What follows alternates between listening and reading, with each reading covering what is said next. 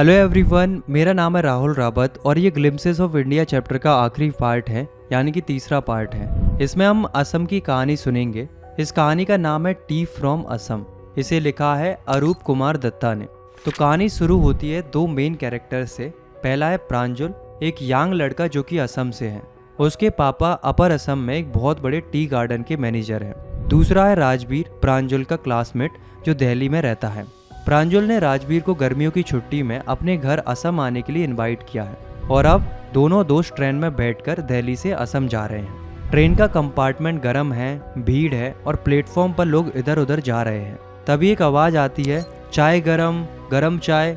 एक वेंडर उनकी खिड़की पर आकर पूछता है, चाय साहब। प्रांजल 2 कप चाय ऑर्डर करता है। दोनों दोस्त उस स्टीमिंग हॉट लिक्विड यानी कि गरम गरम चाय की चुस्कियाँ लेने लगते हैं। ट्रेन में लगभग हर कोई चाय पी रहा था। यहाँ राजवीर एक अमेजिंग फैक्ट बताता है।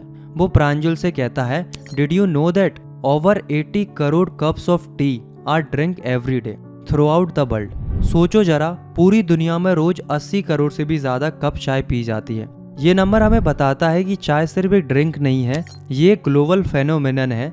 ये दुनिया की सबसे पॉपुलर बेवरेज में से एक है, यानी कि पीने वाली ड्रिंक्स में से एक है। प्रांजुल अपनी डिटेक्टिव बुक पढ़ने में वापस लग जाता है। वो ऐसी कहानियों का बड़ा शौकीन है। पर राजवीर भी डिटेक्टिव स्टोरीज का फैन है, पर इस वक्त उसकी आंखें खिड़की से बाहर के नज़ारों में खोई हुई हैं। ये पहली बार था कि राजवीर इतनी हरियाली देख रहा था। ट्रेन आगे बढ़ रही थी। धीरे धीरे दिल्ली के कंसंट्रेट जंगल पीछे छूट गए। फिर आए सॉफ्ट ग्रीन पैडी फील्ड्स, यानी कि धान के नरम नरम हरे भरे खेत। और फिर उन खेतों की जगह ले ली चाय की झाड़ियों ने।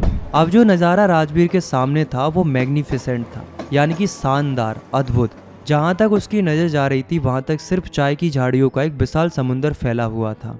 इमेजिन कीजिए दोस्तों, दूर दूर तक पहाड़ों की ढलान पर सिर्फ हरी भरी एक ही हाइट पर कटी हुई चाय की झाड़ियाँ, और इन झाड़ियों के बीच कुछ मजबूत छाया देने वाले पेड़ खड़े थे। और इन पेड़ों की छाया के बीच राजवीर को टिनी डॉल लाइक फिगर्स दिख रहे थे, छोटी छोटी गुड़ियों जैसी आकृतियां जो हिलडुल रही थीं।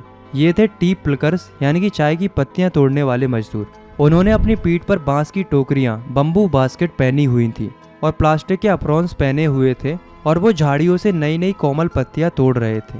राजवीर इस नज़ारे को देखकर इतना एक्साइटेड हो जाता है कि वो जोर से चिल्लाता है, हे आ टी गार्डन। प्रांजल जो यहीं पैदा हुआ है और पला बड़ा है, उसके एक्साइटमेंट को शेयर नहीं करता।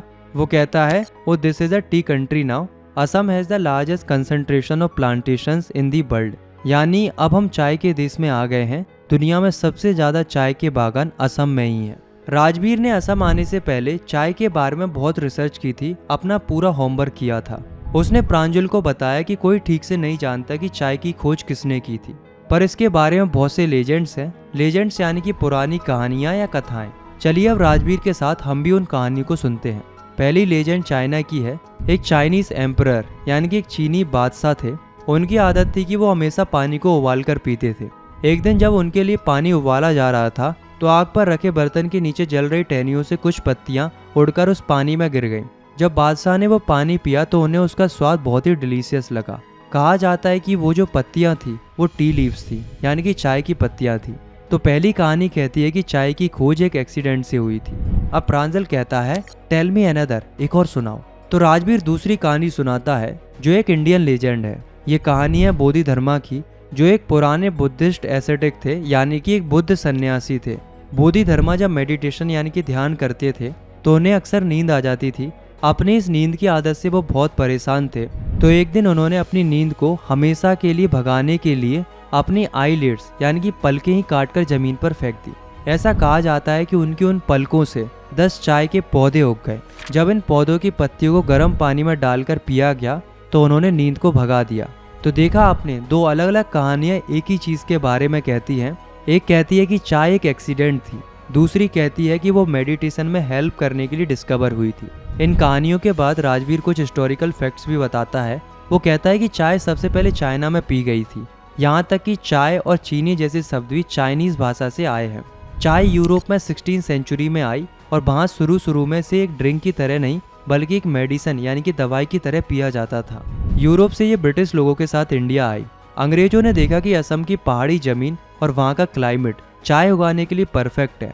उन्होंने वहाँ बड़े बड़े बागान लगाए और असम को दुनिया का सबसे बड़ा टी प्रोड्यूसर बना दिया। ये सब बातें करते करते उनकी ट्रेन मराइनी जंक्शन पहुंच जाती है। दोनों दोस्त अपना सामान उठाते हैं और भीड़भाड़ वाले प्लेटफॉर्म पर उतर जाते हैं। वहां पर प्रांजुल के पेरेंट्स उनका इंतजार कर रहे होते हैं। वहां से वो सब गाड़ी में बैठकर दिकावरी टी स्टेट यानी कि उस चाय के बागान की तरफ चल पड़ते हैं जहां प्रांजुल के पापा मैनेजर हैं। 1 घंटे बाद उनकी गाड़ी मेन रोड से मुड़कर एक छोटी पतली सड़क पर आ जाती है। वो एक कैटल ब्रिज यानी कि पशुओं के लिए बने पुल को पार करके दिकावरी टी स्टेट में एंटर करते हैं। अब जो नज़ारा उनके सामने था वो और भी ज़्यादा खूबसूरत था। सड़क के दोनों तरफ दूर दूर तक एकर्स ऑफ एकर्स चाय की झाड़ियाँ फैली हुई थी। सारी झाड़ियों को बहुत ही नीटली यानी कि सफाई से एक ही हाइट तक काटा गया था। उनके बीच चाय की पत्तियां तोड़ने वाले ग्रुप्स ऑफ टी प्लकर्स काम कर रहे थे। उन्होंने अपनी पीठ पर बांस की टोकरियां पहने हुई थी, प्लास्टिक एप्रॉन्स पहने हुए थे और वो झाड़ियों से नई नई उग रही कोमल पत्तियां तोड़ रहे थे। गाड़ी धीरे हो जाती है ताकि एक ट्रैक्टर जिसमें चाय की पत्तियां भरी हुई थी वो आगे निकल सके। यहाँ प्रांजुल के पापा राजबीर की नॉलेज से काफ़ी इम्प्रेस होते हैं। राजबीर उनसे पूछता है, ये सेकंड फ्लश ये स्प्राउटिंग पीरियड है ना मिस्टर बैरुआ? ये मई से जुलाई तक चलता है और इसमें सबसे बेस्ट चाय मिलती है। फ्लश या स्प्राउटिंग पीरियड का मतलब होता है जब चाय की झाड़ियों पर नई नई पत्तियां उगती हैं। साल में 2-3 बार ऐसा होता है और सेकंड फ्लश की पत्तियों से बनी चाय को सबसे अच्छा माना जाता है। प्रांजुल के पापा कहते हैं, you seem to have done your homework before coming. लगता है कि तुम यहाँ आने से पहले अपना पूरा होमवर्क करके आए हो। राजबीर कहता है, हाँ मिस्टर बरुआ, पर मुझे उम्मीद है कि मैं यहाँ आकर और भी बहुत कुछ सीखूंगा।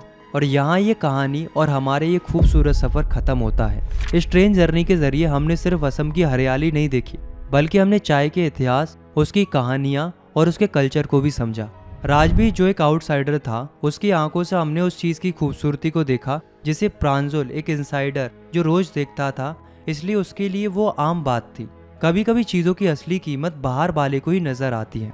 इसी के साथ ही हमारा ग्लिम्सेस ऑफ इंडिया का ये खूबसूरत सफ़र ख़त्म होता है। इन 3 कहानियों के ज़रिए हमने गोवा के कल्चर, कुर की ब्रेवरी और नेचर और असम की हरियाली को देखा। ये चैप्टर हमें बताता है कि इंडिया कितना डाइवर्स है। हर जगह का अपना एक अलग रंग है, एक अलग खुशबू है, एक अलग कहानी है और इन्हीं अलग अलग कहानियों से मिलकर बनता है हमारा इनक्रेडिबल इंडिया। अगर आपको ये वीडियो पसंद आई तो आप इस वीडियो को लाइक कर सकते हो और साथ ही इस चैनल को सब्सक्राइब भी कर सकते हो। मैं मिलता हूँ आपसे नेक्स्ट वीडियो में, तब तक के लिए टेक केयर, बाय बाय।